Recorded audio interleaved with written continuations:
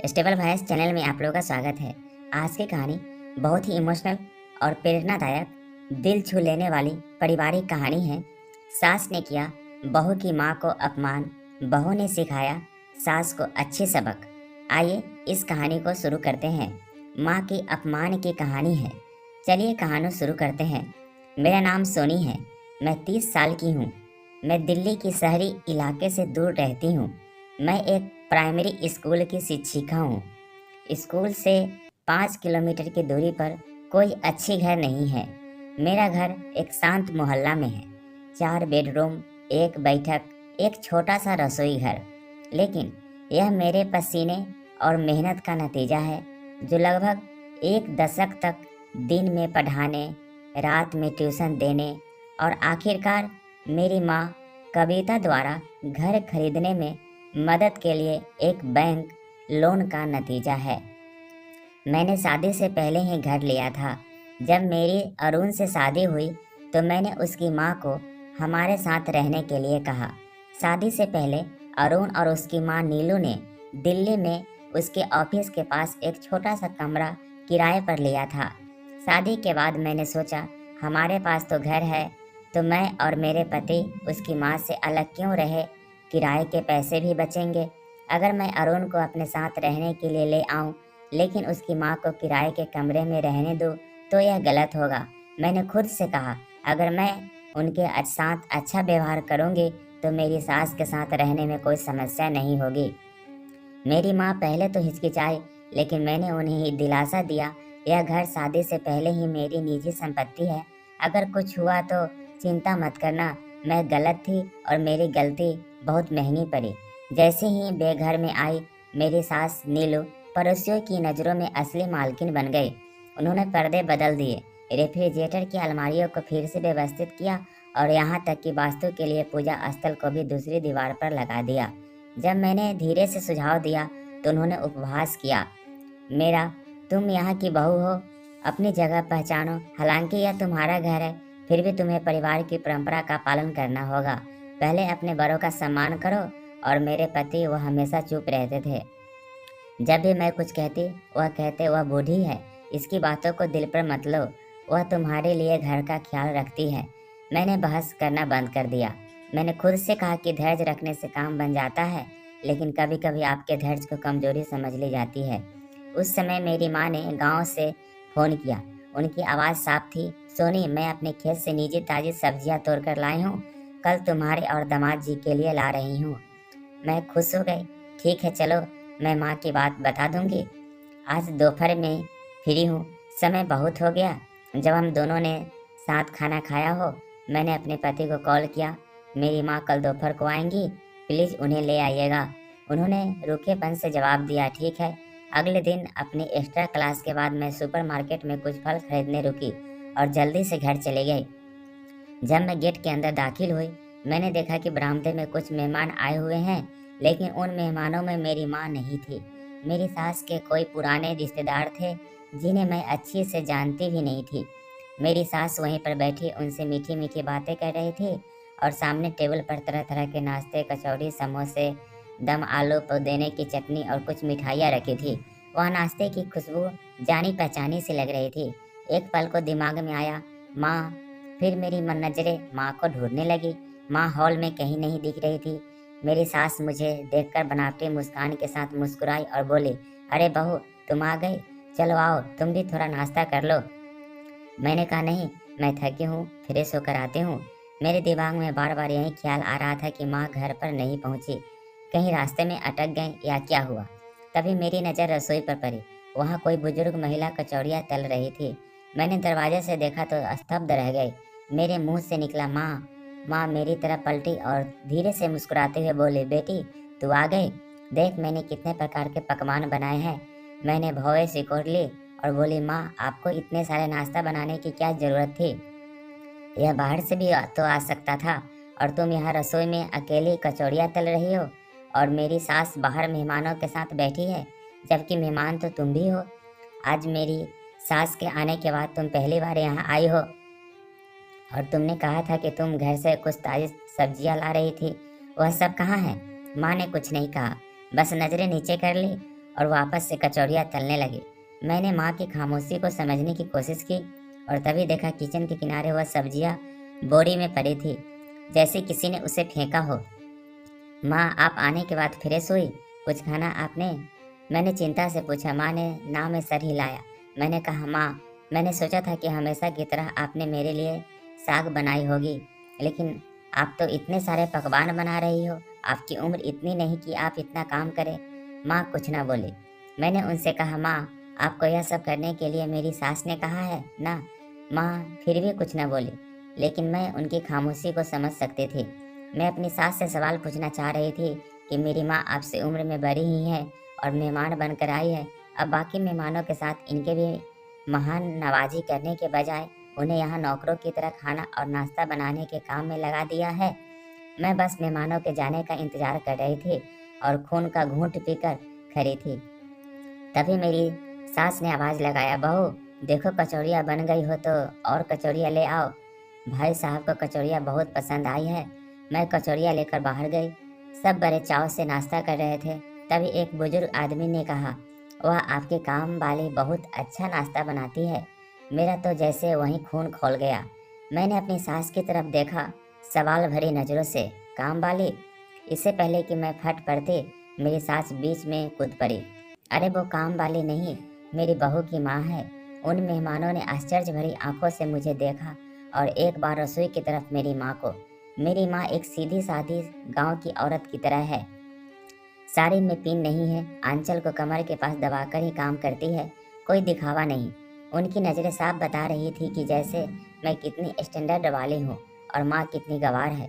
पर मुझे अपनी माँ पर गर्व है। मैं बस किसी तरह इन मेहमानों के जाने का इंतजार कर रही थी, लेकिन पता चला कि वह रात में यहीं रुकने वाले थे। दो औरत और दो आदमी, एक मेरी कोई बुआ की सास और उनके पति और दूसरे कोई मेरी चाची सास और उनके पति। मैं यहाँ एक ही सास से परेशान हूँ और ऊपर से दो सासें और आ गए। सब नाश्ता करके चले गए मेरी सास के कमरे में। मैंने मेरी सास को एक किनारे बुलाकर कहा, माँ जी यह सब क्या है? यह लोग कौन है और मेरी माँ क्यों इनके लिए इतने सारे पकवान बना रही है? क्या आपने उनसे कहा? मेरी सास ने मुझे ही आंखें तरसते हुए कहा, हाँ मैंने कहा था। अब बहू की माँ है तो क्या थोड़ा बहुत काम भी नहीं कर सकती? और उसने आते ही तुमसे शिकायत कर दी।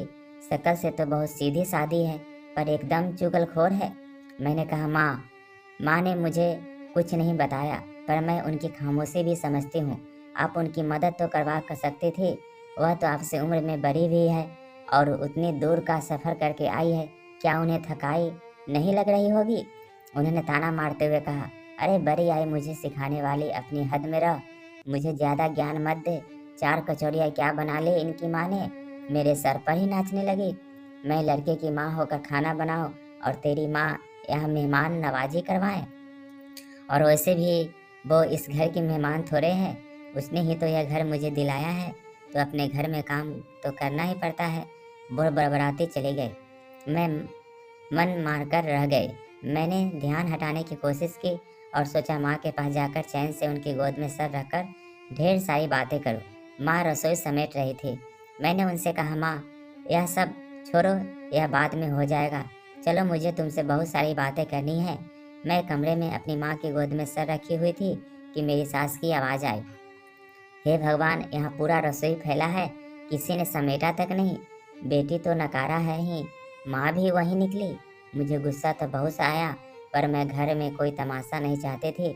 मेरी माँ चेहरे में उदासी लिए जाने लगी। मैंने उन्हें रोका, माँ आप आराम करिए, मैं जाती हूँ। मैं रसोई समेटने लगी। तब तक मेरे पति आ गए। वो कमरे में गए तो वहाँ माँ थी। वो थोड़ा सा असहज हो गए। वहाँ से सीधे मेरे पास आए और धीमी लेकिन गुस्से से भरी कठोर आवाज़ में कहा, तुम्हारी माँ हमारे कमरे में क्या कर रही है? उन्हें थोड़ी भी तमीज़ नहीं कि बेटी दामाद के कमरे में ऐसे नहीं रहा जाता। मैंने उन्हें समझाया, अरे वो आप नहीं थे ना, इसीलिए मैं अभी उनके कमरे में भेजती हूँ। तब तक वहाँ माँ आ गई। शायद उसे पता चल गया था कि मेरे पति उनके कमरे में रहने से खुश नहीं है। मैंने जल्दी से रसोई का काम निपटाया। सोचा अब माँ के साथ थोड़ा समय बिताती हूँ। हम माँ के कमरे में जाने ही वाले थे, फिर से सास की आवाज़ आई। अब रात का खाना बनाने की बारी थी। वो बाहर आई तो एक लंबी लिस्ट बनाई। रात के खाने की दाल फ्राई, कढ़ाई पनीर, मिक्स वेज, जीरा राइस, खीर, हरी चटनी, पूरियाँ खाने का मेनू बनाकर वो फिर गप्पे मारने चली गई और जाते जाते 5 कप चाय का ऑर्डर अलग से। यह भी नहीं सुना कि हम क्या बनाना चाहते हैं, माँ क्या खाना चाहती है। आखिर वो भी तो महीनों बाद मुझसे मिलने आई थी। मैंने और माँ ने मिलकर खाना बनाया। सास रसोई में झांकने भी नहीं आई। मेरे पति को भी यह बात अजीब नहीं लग रही थी कि उनकी माँ आराम से गप्पे मार रही है और मेरी माँ यहाँ रसोई में लगी है। हम दोनों माँ बेटी ने खाना बनाया, सबको खिलाया, रसोई समेटी। अब मैं और माँ फ्री थे। हमने सोचा माँ के कमरे में जाकर वहीं बातें करेंगे, पर जब हम वहाँ गए तो मेरी बुआ सास फूफा जी के साथ थी। हमने सोचा कोई बात नहीं, गेस्ट रूम में चलते हैं, पर वहाँ चाची जी और चाचा जी थे। मेरा पारा धीरे धीरे बढ़ रहा था। मैं सीधे सास के कमरे में गई। मेरी सास आराम से मोबाइल में लगी थी। मैंने उनसे थोड़ा सख्त लहजे में पूछा, माँ जी, आपने मेरी मम्मी के कमरे में बुआ जी और फूफा जी को क्यों भेजा? वो तुरंत उठकर बैठ गई और बोली, अब मेहमान को क्या सोफे पर सुलाऊंगी? मैंने कहा, और गेस्ट रूम वो भी खाली नहीं है? हाँ तो तेरे चाचा जी को कहाँ भेजती? अब मेरा फूफा कभी भी बर्दाश्त से बाहर हो गया था। मैंने कहा, मैं मम्मी कहाँ जाएगी? यह घर उन्होंने ही तो मुझे दिया है और इनके लिए ही इस घर में अब जगह नहीं है। सास ने तुनुक कर कहा, यह कौन सी बहुत बड़ी समस्या है, रसोई में सुला दे, वहीं प्लेटफार्म के सामने चटाई डाल दे। 1-2 दिन की तो बात है। मैं फट पड़ी, माँ जी आपको पता भी है आप क्या बोल रही है? मेरी माँ 1-2 दिन के लिए आई ही है। यह घर उसका है, इसीलिए उनका एक अलग कमरा है जहाँ वह कभी भी आकर रह सकती है। अब वह रसोई में सोएंगी। फिर सास ने जो कहा उससे मैंने अपना आप खो दिया। उन्होंने कहा, अरे 2 दिन चटाई में सोकर मर नहीं जाएगी तेरी माँ? और तब से लगा रखा है उनका घर है तो क्या सर पर बैठा लो? मेरा बेटा भी तो दामाद है, इसका तो क्या, उसको कोई हक नहीं? एक तो शर्म भी नहीं आती, बेटी दामाद के घर मुंह उठाकर चली आई है। दूर खड़ा मेरा पति यह सब सुन रहा था। उसने एक शब्द नहीं कहा। मैंने खुद ही एकदम कठोर स्वर में कहा, माँ जी आप अपने मेहमानों को लेकर निकलिए यहाँ से। उन्होंने आश्चर्य भरे भाव से कहा, क्या कहा?